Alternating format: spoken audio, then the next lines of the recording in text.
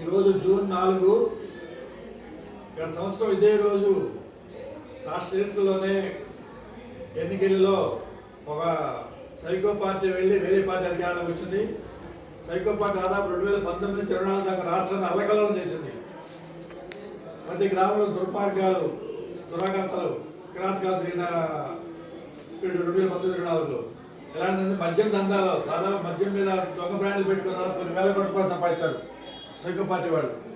అదే రకంగా ఇసుక దందా చేసి కొన్ని వేల కోట్ల రూపాయలు సంపాదించారు సైకో పార్టీ వాళ్ళు.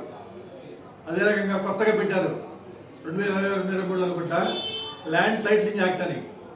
దాని ద్వారా దాదాపు ప్రైవేట్ ప్రాజెక్టులు మొత్తం ప్రభుత్వం కింద పెట్టుకొని వాళ్ళకి పెట్టుకొని కొన్ని వేల కోట్ల రూపాయలు అప్పు తెచ్చుకొని వాడుకుంటానికి నిర్ణయించారు.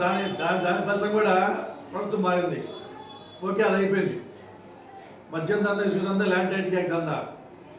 ఈ పోయిన కొత్త ప్రభుత్వాలు వచ్చి 2024 జూన్లో ఇది మాయ పార్టీ అనమాట. ఎలాంటి మాయ పార్టీ అంటే ఎంత చెప్పేది మాయలే. అదిగో అమరావతి అంటారు, ఇదిగో పోలవరం అంటారు, అదిగో లక్షల ఉద్యోగాలు అంటారు, ఇదిగో లక్షల కోట్ల పెట్టుబడులు అంటారు. దాంతోపాటు వాళ్ళు ఇచ్చిన వాగ్దానంలో 2 వాగ్దానాలు అమలు చేశారు. పెన్షన్లు ఒకటి, రెండోది గ్యాస్ సిలిండర్లు. 2 తప్పితే మిగతా ఏది అమలు చేయలేదు. కాబట్టి రాష్ట్ర ప్రజలు ఇప్పుడు కాంగ్రెస్ పార్టీని కోరుతున్నారు.